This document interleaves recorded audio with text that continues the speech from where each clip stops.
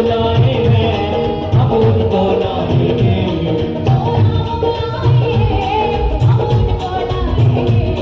जो राम बुलाए हैं हम उनको लाएंगे। भारत में फिर से हम बदला लहराएंगे, भारत में फिर से हम बदला लहराएंगे,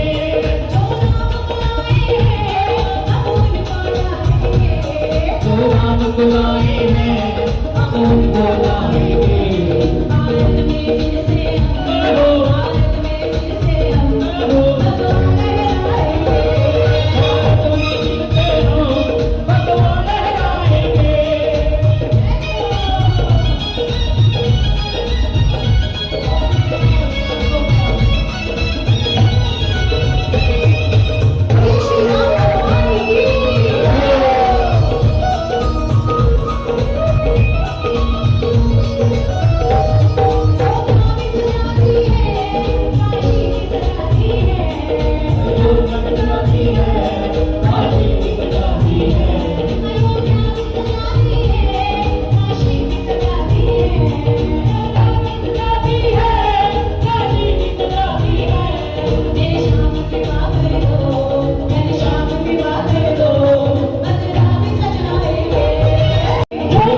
बुलाए हैं हम उनको लाएंगे,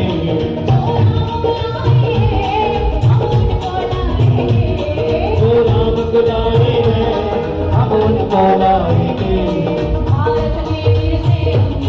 भारत में फिर से हम बदला लहराएंगे, भारत में फिर से हम बदला लहराएंगे,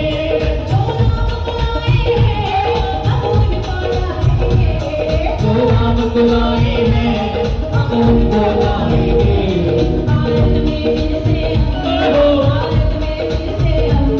बदला लहराएंगे, भारत में फिर से हम बदला लहराएंगे।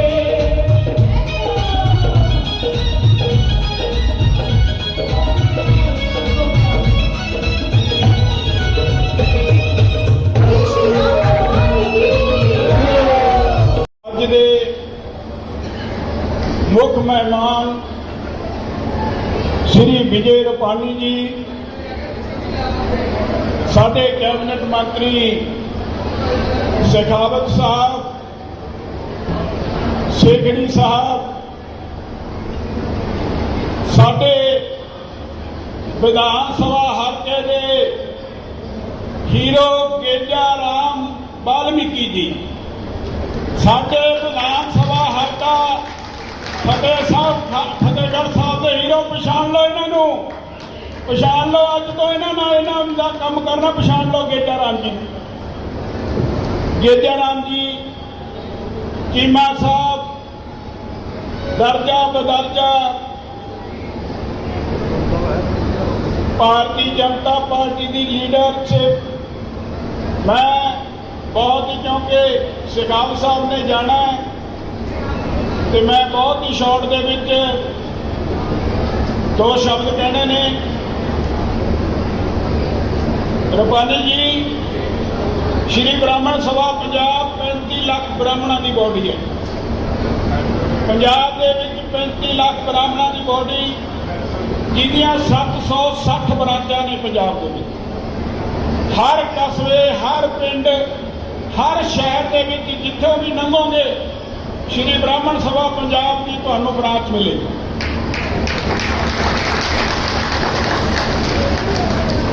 मैं सब तो पहला शेखावत साहब का, विजय रूपानी जी का, खास करके असमी शेखड़ी जी का धन्यवाद करदा कि जिन्हां ने साडे वाल्मीकि जुझारू लीडर श्री गेजा राम वाल्मीकि जी नूं इत्थों विधान सभा तो टिकट दे के नवाजिया। लोक सभा की इस सीट तो फतेहगढ़ साहब की तो नवाजिया। पूरी समूची लीडरशिप का, मोदी जी का ते उन्हां दी टीम का, जिला फतेहगढ़ साहब श्री ब्राह्मण सभा पंजाब के प्रधान होने के नाते मैं इन्हां दा धन्नवाद करदा। ते मैं इन्ना ही कहना कि ब्राह्मण साडे किसी भी पोलीटिकल पार्टी के लीडर साहब नाल कदे भी वितकरा नहीं करते। रूपानी जी श्री ब्राह्मण सभा पंजाब उस पोलीटिकल पार्टी के नाल चलती है, इन्हां दी 35 लाख बॉडी उस पोलीटिकल लीडर के नाल चलती है जिहड़ा ब्राह्मण समाज ते सनातन धर्म का आदर करता है। सब तो पहला असी सनातनी हाँ, फिर असी ब्राह्मण हाँ। इस करके मैं बहुता ना कहता होया अज इस स्टेज तो श्री ब्राह्मण सभा पंजाब के कोने कोने तो आए सारे मेरे लीडर साहबान को बेनती करदा कि जो काम मोदी जी ने अपने देश वास्ते कीते ने बहुता परिचय देने की लोड़ नहीं कि जेड़ा सब तो लास्ट 4 स्थानों के विच साडा नाम आउंदा सी, अज पहले 5 स्थानों साडा नाम आउंदा, ये अगले साल तीसरे स्थान पर साडा वर्ल्ड के विच नाम आऊगा। अज जे हिंदू समाज की कदर हुई है, सनातन धर्म प्रेमियों की कदर हुई है, सनातन धर्म प्रेमियों का सत्कार होया और किने कीता? नरेंद्र भाई मोदी ने। इस करके श्री ब्राह्मण सभा पंजाब के 35 लाख ब्राह्मण जिथे भी मोदी का कैंडीडेट होगा उन्होंने वोट पाउणगे।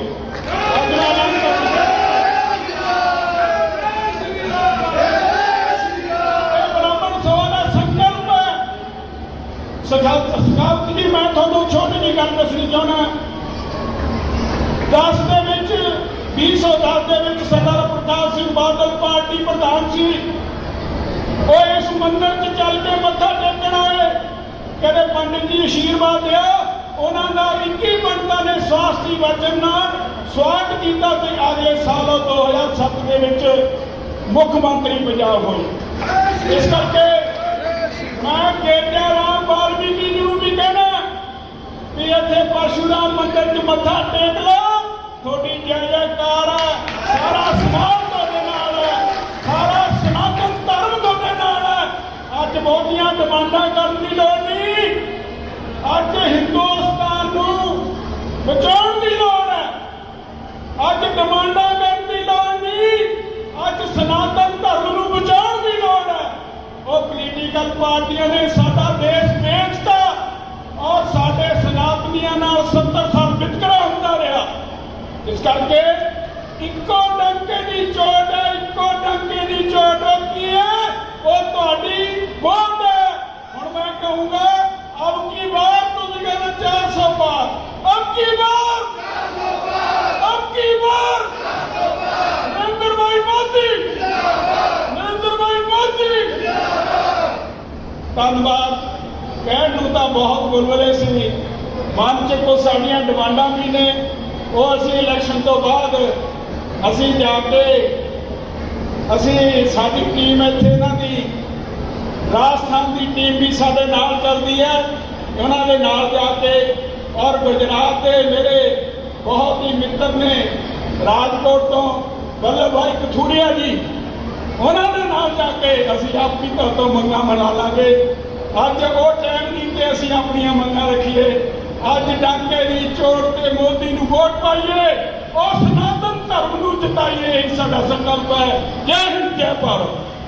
कि हुण जदों संबोधित करन जा रहे हैं, जिन्हां नूं असीं वेलकम करन सारे आए, शेखावत साहब, जिस तरह मोदी साहब ने सानूं राम मंदिर दिता है, वैसा जैसे मोदी साहब ने हमें राम मंदिर दिया है, उसी तरह भगवान परशुराम जी के जो ऐतिहासिक दुनिया में सबसे बड़ा मंदिर बनवाने जा रहा है, 5000 करोड़ जिसमें लग रहा है, उसकी मेहनत, उसका सपना मेरे भाई शेखावत जी ने देखा था। जब बताएंगे अपने भाषण में कि भगवान परशुराम जी का अरुणाचल प्रदेश में जो मंदिर बनने जा रहा है, उन्होंने कैसे किया सर, वो जरूर हमारे समाज को बता दें, क्योंकि हमारे समाज का जो मैसेज है सारे पंजाब में जाएगा। बाकी बातें होंगी, अभी सिर्फ मैं इनको यही बताने आया था कि प्रोटोकॉल तोड़ के सॉल्व मिलकर उनका सॉल्व करिए, सारे मिलके बोलिए जय श्री राम, जय। परशुराम भगवान के प्राकोटोत्सव के अवसर पर आयोजित आज इस कार्यक्रम में मंच पर उपस्थित गुजरात के पूर्व मुख्यमंत्री और पंजाब सूबे के भारतीय जनता पार्टी के प्रभारी आदरणीय विजय रूपाणी जी, मंच पर उपस्थित भारत को आजाद हुए जितने वर्ष हुए लगभग उतनी ही पुरानी ये संस्था श्री ब्राह्मण सभा पंजाब के सम्मानीय चेयरमैन आदरणीय देवी दयाल जी पाराशर साहब, मंच पर उपस्थित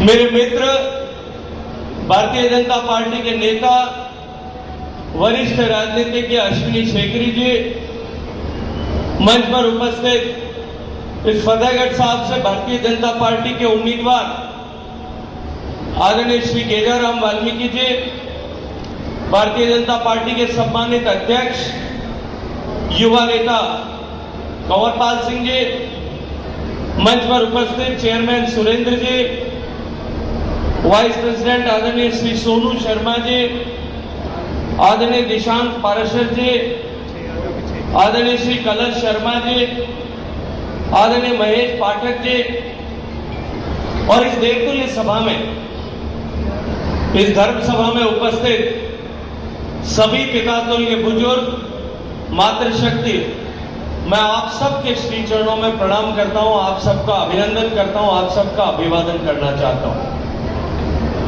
मैं धन्यवाद करना चाहता हूं आदरणीय अश्विनी शेखरी जी का और आदरणीय देवी दयाल पाराशर जी का कि उन्होंने भगवान परशुराम के प्राकट्योत्सव पर आयोजित आज इस कार्यक्रम में मुझे आप सबके दर्शन करने का, आप सबसे बातचीत करने का, आप सबको प्रणाम और अभिवादन करने का सौभाग्यपूर्ण अवसर प्रदान किया है। और मैं अभिनंदन और अभिवादन इसलिए करना चाहता हूं कि ये जो सनातन संस्कृति है, जो चिरंतन काल से निरंतर प्रवाहमान है, लाखों वर्षों से यह सनातन संस्कृति जो गंगा की तरह अविरल इस देश के प्रज्ञा के प्रवाह के, इस देश के बुद्धि के प्रवाह को, इस देश के राष्ट्रीय स्थिति को चेतना प्रदान कर रही है, इस देश का मार्गदर्शन करने वाला समाज इतने लाखों वर्षों तक जो है, उस समाज के सामने आने का, आप सबके श्री चरणों में प्रणाम करने का, आपके दर्शन करने का सौभाग्यपूर्ण अवसर मुझे आदरणीय अश्विनी जी ने दिया। इसके लिए मैं इनका अभिनंदन करना चाहता हूं, आप सबका अभिवादन करना चाहता हूं। मित्रों, कवि इकबाल ने एक दोहा लिखा है, यूनान मिस्र रोमा सब मिट गए, जहां से कुछ बात है कि हस्ती मिटती नहीं हमारी, सदुर दौरे जहां से रहा है दुश्मन सारा हमारा। दुनिया में अनेक सभ्यताएं, भारत की सनातन सभ्यता के बाद में अनेक सभ्यताएं विकसित हुई। यूनान की सभ्यता, मिस्र की सभ्यता, रोम की सभ्यता, और आधुनिक इतिहासकार जिनके बारे में लिखते हैं कि वो सभ्यताएं, वो इतनी संस्कृतियां इतनी शक्तिशाली थी कि पूरे विश्व में विकास की नए बेंचमार्क क्रिएट करने, नए अवधारणाएं खड़ी करने का काम उन लोगों ने किया था। लेकिन काल के प्रवाह में, काल के थपेड़ों से टकरा करके वो सभ्यताएं नेस्त नाबूद हो गई, जमींदोज हो गई। ये भारत की संस्कृति इतने वर्षों तक, इतने लाखों साल तक भी तमाम तरह के झंझावातों को सहने के बावजूद भी, तमाम तरह के कष्ट, उतार चढ़ाव, हजारों सालों तक इस सनातन संस्कृति पर होने वाले आक्रमणों के बावजूद भी ये सनातन संस्कृति निरंतर पर प्रवाहमान रही। और मैं आप सबका अभिनंदन इसलिए करना चाहता हूं, परशुराम भगवान के वंशजों का अभिनंदन और आप सबके चरणों की वंदना इसलिए करना चाहता हूं कि वो संस्कृति प्रवाहमान रही। उसमें सबसे बड़ा योगदान अगर किसी एक समाज का था तो वो ब्राह्मण समाज का था, क्योंकि उस ब्राह्मण समाज ने निरंतर इस देश के कर्णधारों को, इस देश के सूत्रधारों को, इस देश के लिए प्रति जिन लोगों के पास में जिम्मेदारी थी, उन लोगों को सन्मान पर बनाए रख करके इस सनातन संस्कृति को बचाए रखने और इस सनातन संस्कृति को प्रवाहमान रखने के लिए अपने आप को समर्पित किया। मित्रों, आज हम ब्राह्मण सभा के इस कार्यक्रम में शरीक हुए और मैं ईमानदारी से इस बात को स्वीकार करना चाहता हूं। आजादी के 75 साल हुए और इस 75 साल के कालखंड में निश्चित रूप से देश ने अनेक प्रगति के पायदान जो है वो पार किए, अनेक कीर्तिमान ऐसे स्थापित किए। जीवन की हर एक विधा, जीवन का हर एक ऐसा आयाम, उसमें हम भारतीय अपने आप पर गर्व कर सकें, ऐसे अनेक सौभाग्यपूर्ण अवसर जो है वो भारत देश में आज आजादी के 75 साल बाद में हमको हमेशा ही मिलते रहते हैं। लेकिन यदि मैं ये कहूं कि केवल भारत में काम करने वाली सरकारों या केवल किसी एक पॉलिटिकल पार्टी के कारण से ऐसा हो पाया है, भारत इस मुकाम पर पहुंच पाया, तो शायद ये मेरी वैचारिक शुद्धता होगी, मेरा जो है सोच का ओछापन होगा। आज भारत जिस मुकाम पर पहुंचा है और जिस मुकाम पर आकर के खड़ा हुआ है, उसमें निश्चित रूप से योगदान जो है वो सामाजिक संस्थाओं का भी। सामाजिक संस्थाओं में निश्चित रूप से पिछले इतने साल तक 70-75 साल के इस कालखंड में ब्राह्मण सभा को जिन लोगों ने अपने परिश्रम से सींचा होगा, अपने पुरुषार्थ से सींचा होगा, मैं आज उन सब का अभिनंदन और अभिवादन करते हुए, उन सब के श्री चरणों में नमन करते हुए आप सबको प्रणाम करना चाहता हूं, आप सबका अभिवादन करना चाहता हूं। मित्रों, आज एक बार फिर 75 साल बाद में जब आजादी के 75 साल पूरे हुए और वो आजादी जो हमें अनेक बलिदानों के बाद में प्राप्त हुई, वो आजादी जिसको प्राप्त करने के लिए लाखों लोगों ने अपना समर्पण किया होगा, वो आजादी जिसको प्राप्त करने के लिए हजारों लोगों ने हंसते हंसते फांसी के फंदों पर झूल जाना स्वीकार किया होगा, वो आजादी जिसको प्राप्त करने के लिए अनेक लोगों ने अपने सीने पर गोलियां खाई होंगी, तोप के सामने बांध करके जिनको चित्रण कर दिया होगा, तब जाकर के देश को आजादी मिली। वो आजादी जिसको प्राप्त करने के लिए वीर सावरकर जैसे महापुरुषों ने जेल में यातनाएं सही होंगी, कोलू में बैल की तरह जोत दिए गए होंगे, ऐसे अनेक लोग होंगे जिन्होंने लाठियों के प्रहार सहे होंगे, डंडों की मार सही होगी, जिन्होंने यातनाएं सही होंगी, बर्फ की शिलाओं पर लिटाए गए होंगे, तब जाकर के देश आजाद हुआ। और आजादी के 75 साल बाद में एक व्यक्ति के जीवन में 75 साल का कालखंड बहुत लंबा हो सकता है, लेकिन एक देश और एक ऐसा देश, भारत जैसा देश जिसका लाखों साल का लिखित अलिखित इतिहास है, उसके लिए 75 साल कोई बड़ा समय नहीं है। लेकिन यह निश्चित रूप से एक ऐसा अवसर अवश्य है कि जब हम पीछे घूम करके देखें कि उन लोगों ने जो बलिदान करके, जो समर्पण करके जिस आजादी को प्राप्त करके हमको दिया था, इस 75 साल में हमने क्या पाया और हम क्या पा सकते थे, यह आकलन करने का समय अवश्य है। और मैं इसलिए आप सबके सामने यह चर्चा कर रहा हूं कि यह समाज ऐसा समाज है जिसके ऊपर देश के सभी नागरिकों का, सर्व समाज का मार्गदर्शन करने का, उनको आगे बढ़ाने का जो है जिम्मेदारी। आज इन 75 साल बाद में हमको आकलन करने की आवश्यकता है कि क्या हम प्राप्त कर सकते हैं। सामाजिक तौर पर भी और व्यक्तिगत तौर पर भी यह आकलन हर एक व्यक्ति को करने की आवश्यकता होती है कि हम क्या कर सकते थे जो हम नहीं कर पाए। और इस आकलन को यदि हम करें तो निश्चित रूप से इस बात को स्वीकार करेंगे कि हम बहुत कुछ कर सकते थे जो पिछले 60-65 साल तक जिस तरह की सरकारें भारत में रही, उनके चलते हुए वो प्राप्त हम नहीं कर पाए। अनेक तरह की चुनौतियां, अनेक तरह की समस्याएं, अनेक तरह के संकट जो मिटाए जा सकते थे, लेकिन केवल वोट बैंकों की राजनीति के चलते हुए उनकी उपेक्षा की गई, उनको हाशिए पर धकेलने का प्रयास किया गया। लेकिन मैं अभिनंदन करना चाहता हूं आप सबको कि आपने जिस तरह से देश भर में आशीर्वाद दिया, उसके चलते हुए आज जो सरकार जिस तरह से काम कर रही है, उस सरकार के चलते हुए उन सारी पुरानी विषयों को समाप्त करके आज हम विकसित भारत बनाने के संकल्प के साथ में उठ खड़े हुए। माननीय प्रधानमंत्री नरेंद्र मोदी जी का यह संकल्प लाल किले के प्राचीर से जो उन्होंने आजादी के 75 साल पूरे होने पर व्यक्त किया कि आने वाले 25 साल में जब 2047 में भारत आजादी का शताब्दी वर्ष मनाएगा, तब तक हम देश को विकसित भारत बनाएंगे और इससे कम किसी तरह का लक्ष्य हमें स्वीकार नहीं है। उस समय में निश्चित रूप से देश के 140 करोड़ लोगों की जिम्मेदारी बनती है कि हम उसके लिए काम करें। लेकिन जिस समाज से आज मैं यहाँ खड़े होकर के बात कर रहा हूं, उसकी जिम्मेदारी सर्वाधिक, और उसकी जिम्मेदारी सर्वाधिक इसलिए है कि उस समाज ने हमेशा जीवन के हर विधा में एक कीर्तिमान स्थापित किया है। वो समाज अगर देने पर आ जाए तो महर्षि दधीची बन जाता है, जो अपने हड्डियों का दान करके और धर्म के अधर्म पर विजय के लिए काम करता है। वो समाज यदि लेने पर आ जाए तो सुदामा बनकर के भगवान श्री कृष्ण के पास में जाकर के 3 लोग के राज में से आधा राज 2/3 हिस्सा राज देने का अधिकारी बन जाता है। वो समाज यदि परीक्षा देने या तप करने पर आ जाए तो अगस्त्य मुनि बन जाता है। और वो समाज यदि अहंकार के समय पर आ जाए तो भृगु ऋषि बन जाता है। वो समाज, वो ब्राह्मण समाज जो यदि धर्म की स्थापना के लिए अगर कदम आगे बढ़ा दे तो 32 साल की उम्र में आदि गुरु शंकराचार्य बनकर के देश के चारों कोनों में इस धर्म की स्थापना के केंद्र स्थापित कर देता है।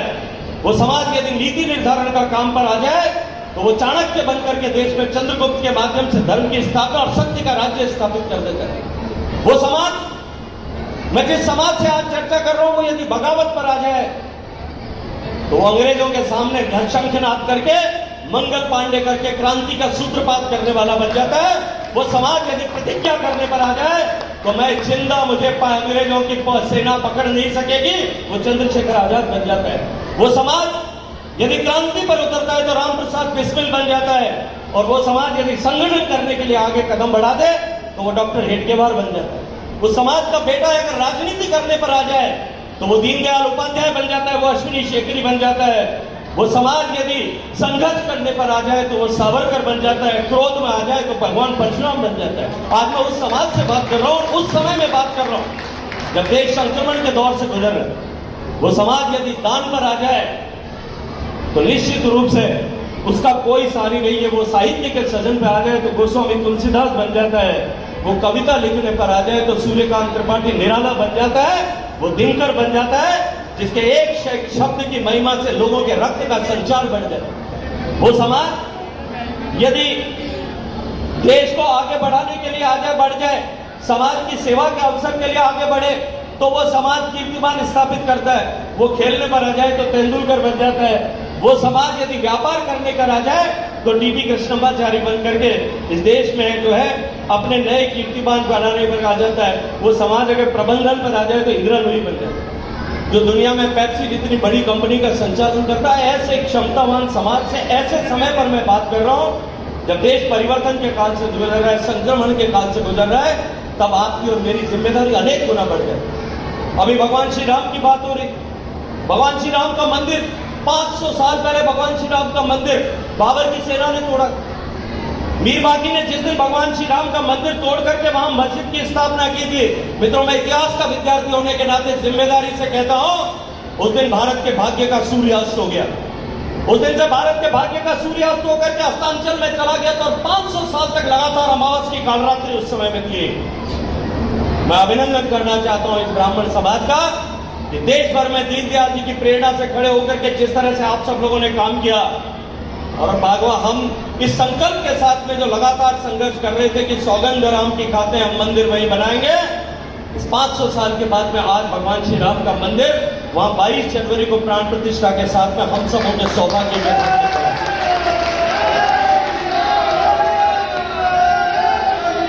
और मैं जिम्मेदारी से एक बात और कहना चाहता हूं,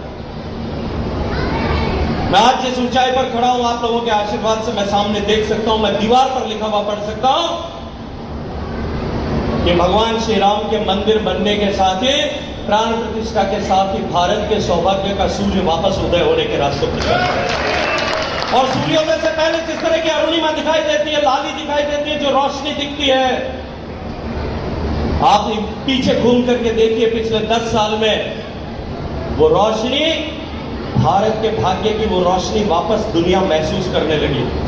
भारत के ज्ञान, भारत की संस्कृति के मानबिंदु, चाहे गाय, गंगा, गौरी, गीता, संस्कृत, आयुर्वेद, योग, हमारी चिकित्सा पद्धति, हमारी खेती की परंपरा, उन सब का सम्मान पूरे विश्व भर में वापस स्थापित होने लगे है।